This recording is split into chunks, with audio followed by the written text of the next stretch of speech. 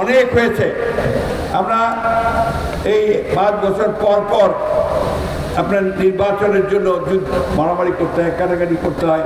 কারণ আওয়ামী লীগ ওই যে তত্ত্বাবধায়ক সরকারের বিধানটা তুলে নিয়ে গিয়েছিল, বাতিল করে দিয়েছিল, তার দলীয় সরকারের অধীনে নির্বাচনের ব্যবস্থা করেছিল, সেই জন্যই যত রকম সমস্যার সৃষ্টি হয়েছিল।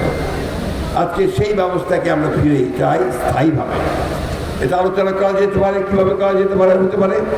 তো একই সঙ্গে এই দেশে অন্যান্য যে বিষয়গুলো আছে, মানুষের অধিকারকে প্রতিষ্ঠা করার জন্য, মানবিক মূল্যবোধকে প্রতিষ্ঠা করার জন্য, সাম্য প্রতিষ্ঠার জন্য, বৈষম্য দূর করার জন্য, তা সব মিলে আলোচনা করে অতি দ্রুত এই সংস্কারের ব্যবস্থা করে একটা নির্বাচনের ব্যবস্থা করতে হবে। আমরা বারবার বলেছি যে একটা যৌক্তিক সময় আমরা অবশ্যই দেব। যৌক্তিক সময় মানে এই না যে তারা অনেক বেশি সময় নিয়ে আমাদেরকে পূর্বের অভিজ্ঞতার মতো অন্য কিছুর মধ্যে চলিয়ে দেবেন, সেটা করা যাবে না। যত দ্রুত নির্বাচন করা যাবে ততই দেশের জন্য মঙ্গল হবে। যত দ্রুত নির্বাচিত সরকারকে আনা যাবে ততই দেশের জন্য কল্যাণকর হবে। সুতরাং আমরা মনে করি অতি দ্রুত সংস্কারগুলোকে সম্পন্ন করে একটা নির্বাচনের ব্যবস্থা তৈরি করে একটা নির্বাচিত পার্লামেন্টের হাতে, জনগণের হাতে ক্ষমতা হস্তান্তর করতে হবে।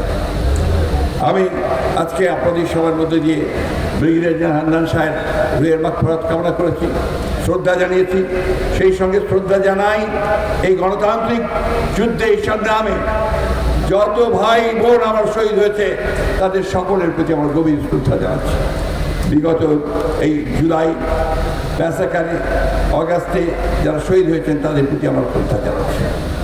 আমার যে ভাই, আমার যে সন্তান, আমার যে শিশু যারা গুলিবিদ্ধ হয়ে মারা গেছেন বন্ধুগণ, তাদের প্রতি গভীর শ্রদ্ধা জানাচ্ছি। আমরা আর সেই অবস্থা ফিরে দেখতে চাই না। আমরা মা সন্তানকে হারাক সেটা দেখতে চাই না। আমরা দেখতে চাই না পিতা তার পুত্রকে হারাক। আমরা সত্যিকার একটা শান্তিময় বাংলাদেশ দেখতে চাই, একটা বৈষম্যহীন বাংলাদেশ দেখতে চাই, সত্যিকার একটা সমৃদ্ধ বাংলাদেশ দেখতে চাই। আমরা আমাদের ছেলেদের জন্য চাকরির ব্যবস্থা করতে চাই। আমরা আমাদের মানুষের জন্য কল্যাণকর রাষ্ট্র নির্মাণ করতে চাই।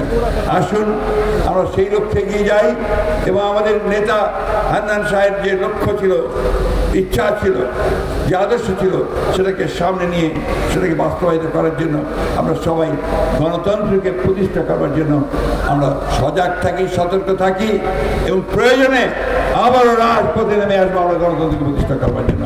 এই কথা বলে আপনাদের সকলকে ধন্যবাদ জানিয়ে বক্তব্য শেষ করছি। একটি কথা, এখানে হান্নান সাহেবের যোগ্য ছেলে রিয়াজ আপনাদের সামনে আছে, আপনাদের ছেলে। সে অত্যন্ত যোগ্য একজন মানুষ, সংগ্রাম করছে, লড়াই করেছে, জেলেও গেছে।